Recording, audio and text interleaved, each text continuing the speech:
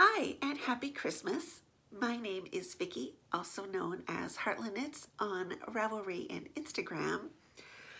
And this is an episode. I have no idea what the number would be if I was going to number it.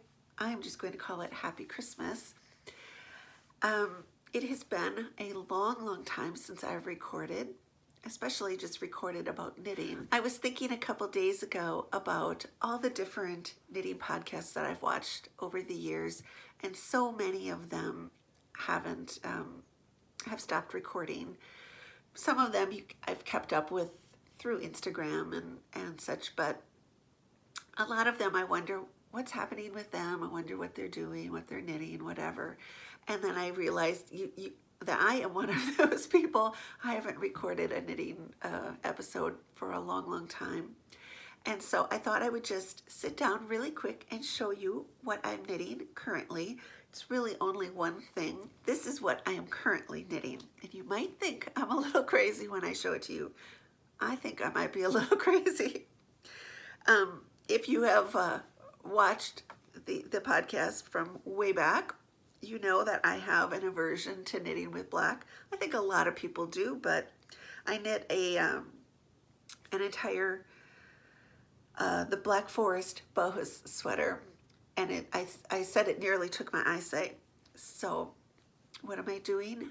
I'm knitting another boho sweater that has a black body. So the one I'm knitting right now is this one.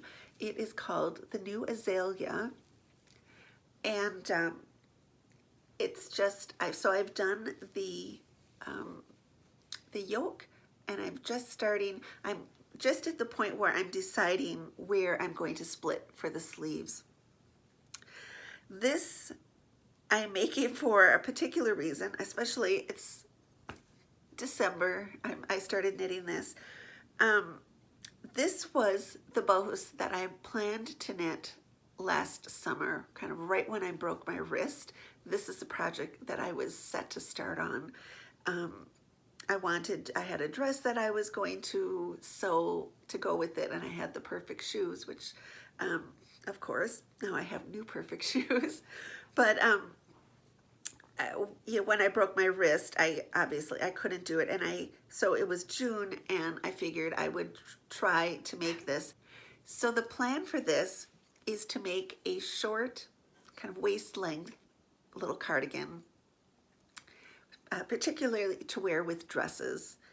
All of my other boho sweaters are longer, and I wear them with my dresses sometimes, but a little short one I think would look nicer.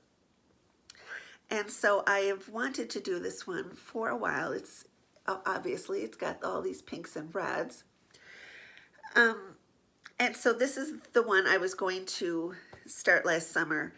The prices of these, this is the first one I've done with the new dyers yarn. All my other boho sweaters were done with Solveig Gustafsson's. I had kind of stashed up and had a great big stash of them and used it all up. And so this is the first time I've used the new dyer, who is Pernil from Angora Garnet yarns.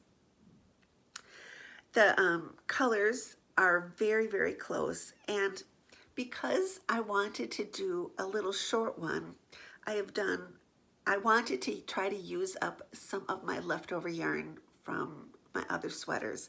So I did the Forest Darkness in the black, and so I had a skein and I think half left from there. And then I had done the black and white large lace tam, and with that kit you got a full skein of black to do a plain black scarf, which I was never going to do. And I think both those kits were bought around the same time. I can't really remember, but so anyway, I had a full 2.5 skeins of the black, and because I want to make it the little short cropped thing, I thought that hopefully that will be enough for the body of this sweater. And so when I bought this from Pernil, I just bought the tam kit. It came with a little bit of black for the tam, but I used that for the colors of the yoke. This pattern is in the Revival book, the Bohus book called The Revival. I didn't know if the chart for the tam would be the same as the chart for the sweater, and it is the same. So, and I have done all these sweaters before, so I kind of just go by my own numbers. If you think that that's something that you want to do, beware, do not try this at home, because I ran out of the tam yarns about here,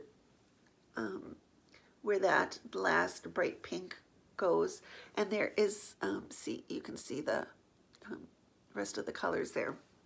So I ran out of kind of all of the colors kind of about there.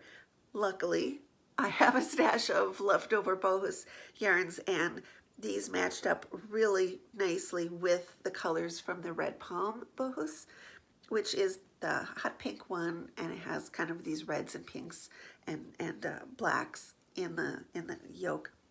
So I was able to sub those in, and because of the beauty of this yarn, it just, they blended in really nicely, and I don't think you can tell that they are from a different dye or a different color. Actually, some of them were the very same numbers, and they looked exactly the same. So, you know, that's nice to know. Her yarn, I feel like, is a little bit thinner. I feel like it's a little bit looser spun, because when I was doing this top section with all the colors, I did get a lot of sort of fuzzies kind of going up my nose and in my eyes, which I never got with the other yarn. So I think it may just be a spun a little bit looser, or maybe, I know she uses her own bunnies, and so maybe their fiber is just shorter than, you know, if it's thinner, if it's a thinner yarn, probably isn't twisted as much as much of a twist, and so the fibers, you know, pull out a little bit more.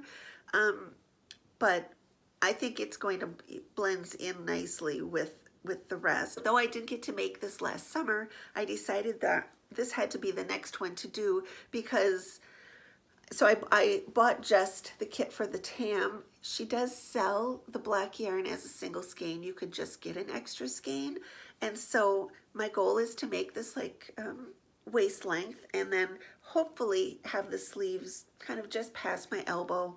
That's my goal.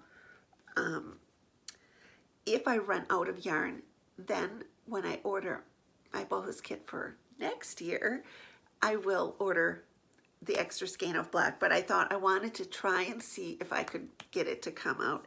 These kits are getting really, really expensive, much more than when I had stocked up kind of 10 years ago.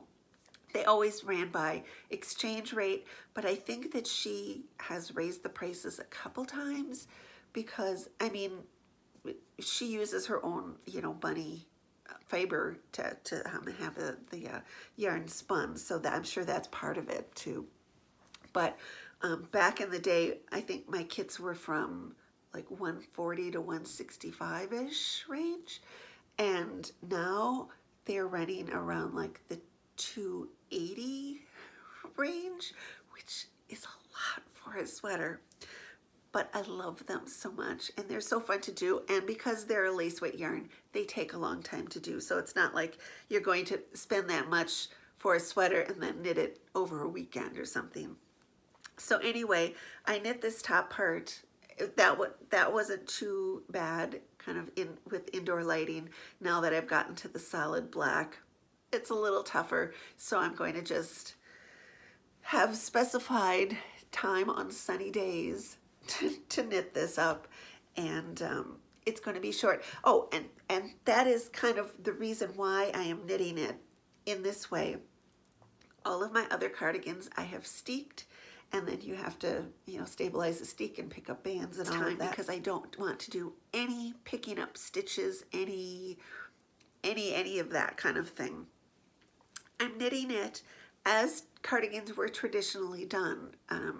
For the bohus, they were never kind of knit in the round, which means you have to knit back and forth with the color work.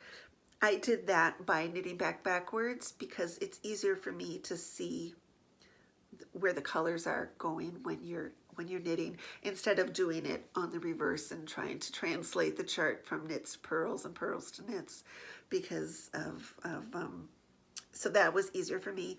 And then I am doing the bands at the same time. So I have a separate little ball of yarn for this black, and then I'm twisting it in tarja style, and that's how the cardigans were originally done. And that way I'm not going to have to pick up stitches for a band or do any of that. I am going, so this is the very traditional way of doing the cardigan. I am not going to split it, you know, as traditionally done. They, you know, split it for and seamed everything. I'm not going to do that because I am not going to seam this black. But anyway, I think it's really, really pretty, and that is my current knitting. And that is about all that I have for you. I have my pretty tree here and my little Hawaiian bears. And I've got some of the Hawaiian ornaments, and then of course I've got all the bird ornaments. I'm not sure how much is showing up. I'm recording this on my phone, so hopefully it sounds okay. Anyway, I wanted to sit down really quick and just so that I could wish you a very happy Christmas, and I hope all of you have a very lovely new year. Happy knitting.